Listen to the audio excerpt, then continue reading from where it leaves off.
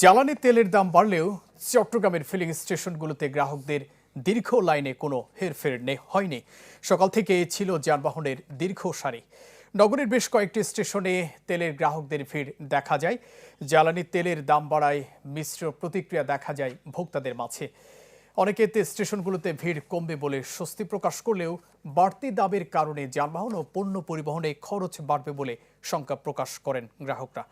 এর মধ্যে কোনো কোনো স্টেশনে গতকালের মজুদের তেল বর্ধিত দামে বিক্রি করছে বলেও অভিযোগ মিলেছে। তবে তেলের সরবরাহ ঠিক রাখতে এই মূল্য বৃদ্ধি ইতিবাচক প্রভাব ফেলবে বলে মনে করেন ফিলিং স্টেশনের মালিকরা। আমাদের আসলে ভোগান্তি কমে নাই, আর তেল নিয়েও জ্বালানি তেলের দাম আমরা এখনো আগের দামেই পাচ্ছি। টাকা দেওয়ার পরেও তো তেল মিলছে না, এটাই তো মানুষের চরম ভোগান্তি হইতেছে। তেল পাচ্ছি না, জ্বালানি দিতেছে না। 2 ঘন্টার উপর হয়েছে এখানে লাইনে দাঁড়াই আছে, এখনো পাচ্ছি না। অথচ দামও বাড়তি নিচ্ছে, কিন্তু আমরা তেল পাচ্ছি না। দাম বাড়া মানে আমাদের সবার দাম বাড়া, যত খাবার তারপর যত সব কিছু দাম বাড়তে থাকবে, আমাদের সাধারণ মানুষের জন্য দুর্ভোগ আর বাড়ছে, কমবে নেই। আগে আমাদের যেই রেশনিং সিস্টেমে যেই জ্বালানি তেল কোম্পানিগুলো সরবরাহ করতো, এখন আগের তুলনায় আমরা তার চেয়ে আরও বেশি পরিমাণ পাচ্ছি। এবং আরেকটা কথা হচ্ছে যে আমাদেরকে 5 দিনের একটা শিডিউল দিয়ে দেওয়া হচ্ছে। সেই শিডিউল মোতাবেক আমরা পরিকল্পনা করে সেভাবে আমরা তেলটা সরবরাহ করতে পারছি। দর্শক, জ্বালানি পরিস্থিতি নিয়ে আরও জানাতে আমাদের সাথে যুক্ত হচ্ছেন সহকর্মী রনি দত্ত। রনি, মঞ্জুর, জ্বালানি তেল নিয়ে যে সমস্যার যে ভোগান্তি, সেই ভোগান্তির কিন্তু চিত্রটি আপনি কিছুক্ষণ আগেও দেখিয়েছেন।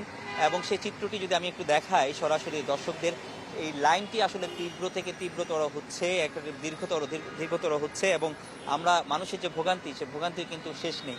মানুষের মধ্যে একটি ক্ষোভ রয়েছে যে জ্বালানি তেলের দাম কিন্তু বাড়ার সাথে সাথে তারা মনে করেছিল যে আসলে ভোগান্তি কিছুটা কমবে, সেটি কিন্তু তারা কিন্তু কমেনি, বরঞ্চ আরো বেড়েছে। আমরা হয়তো একটু কথা বলতে চাইবো, এই যে জ্বালানি তেলের যে দাম বেড়েছে, আপনাদের ভোগান্তি কি একটু কমেছে?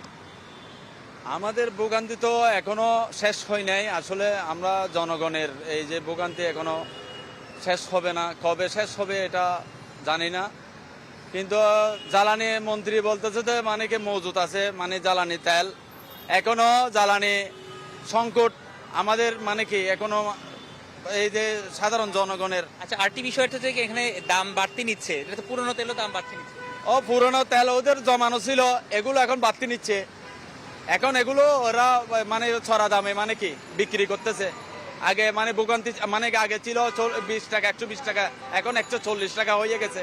হ্যাঁ, এখন 140 টাকা মানে এরা এখন ভালো পকেটম্যান, মানে কি ভালো পকেট করতেছে, এই ভালো ব্যবসা করতেছে এরা।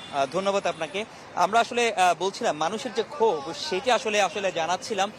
কিছু কিছু পেট্রোল পাম্পগুলোতে আজকের যেসব পেট্রোল পাম্পগুলোতে যে গতকালকে যে দাম বৃদ্ধি হয়েছে, সেই দাম বৃদ্ধির সাথে সাথে যাদের মজুদ ছিল তারা কিন্তু পুরনো দামে কিন্তু কেউ আসলে বিক্রি করেনি। প্রত্যেককে পেট্রোল পাম্পে বা ফিলিং স্টেশনে আমরা যেটা দেখেছি, লক্ষ্য করেছি যে তারা বেশি দামেই অর্থাৎ বিক্রি করেছে পুরনো তেলটাই। তো সেক্ষেত্রে বাড়তি যে দামটি, সেটি সেখানে যে মুনাফা হচ্ছে, সেটা ক্ষেত্রে প্রশাসনের পক্ষ থেকে তেমন কোনো নজরদারিও কিন্তু ছিল না। তো প্রশাসন এই জায়গায় উদাসীন ছিল।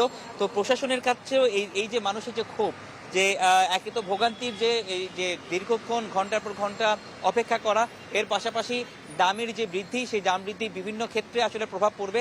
একই সাথে এই যে প্রশাসনের নজরদারিতে আসলে নেই। তো এইটি আসলে মানুষের জন্য চরম একটি কষ্টের এবং আক্ষেপের একটা বিষয়। তো এই ছিল জ্বালানি তেল নিয়ে চট্টগ্রামের সবশেষ পরিস্থিতি। মঞ্জুর। রনি, ধন্যবাদ আপনাকে। দর্শক, জ্বালানি পরিস্থিতিতে সাধারণ মানুষের ভোগান্তির খবর জানাচ্ছিলেন সহকর্মী রনি দত্ত।